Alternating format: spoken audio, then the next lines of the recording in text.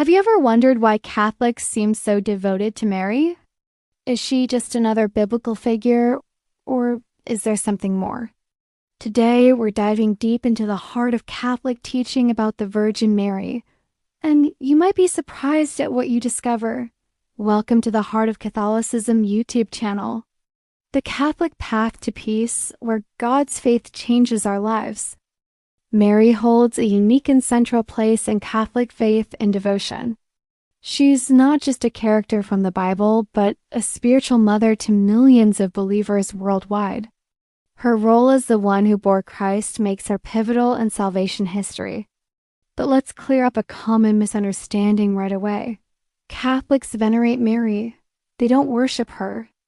Veneration means deep honor and respect, while worship is reserved for God alone. Mary is honored as an intercessor and model disciple, not as a deity. Now, let's explore why Mary is called the Mother of God, or Theotokos in Greek. This title has strong biblical roots. In Luke 1:43, Elizabeth calls Mary the Mother of my Lord. And John 1:14 tells us that the Word became flesh, referring to Jesus' divinity. If Jesus is truly God, then Mary, as his mother, is rightly called the Mother of God.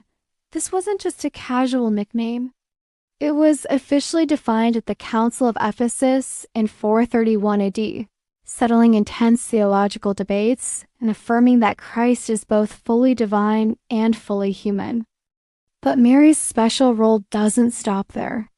Catholics believe in the Immaculate Conception, which means Mary was preserved from original sin from the moment of her conception. This isn't about Mary's own conception of Jesus, but about how God prepared Mary herself to be a pure vessel for Christ.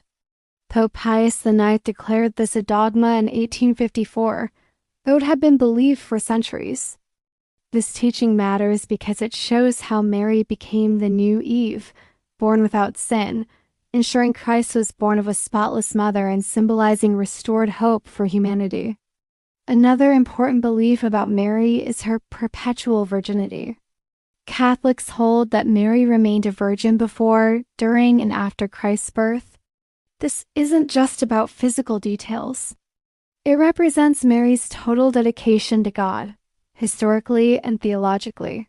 It reflects the miraculous nature of Christ as birth and sets Mary apart as a model of purity and faithfulness. The Assumption of Mary is another crucial teaching.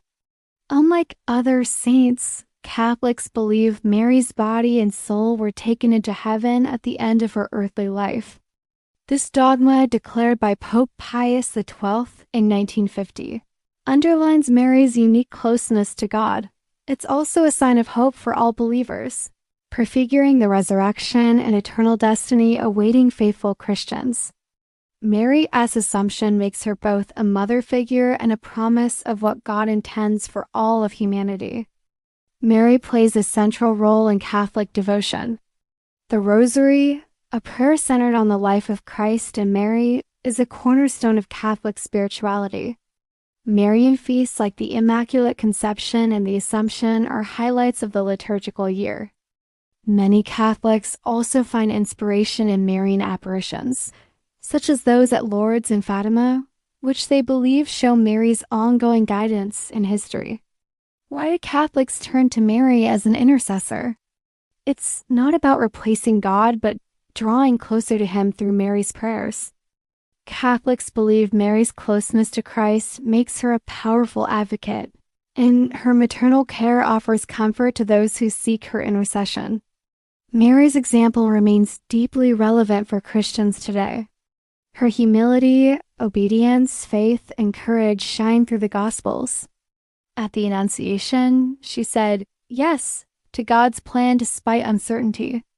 She remained faithful at the foot of the cross during Jesus' crucifixion.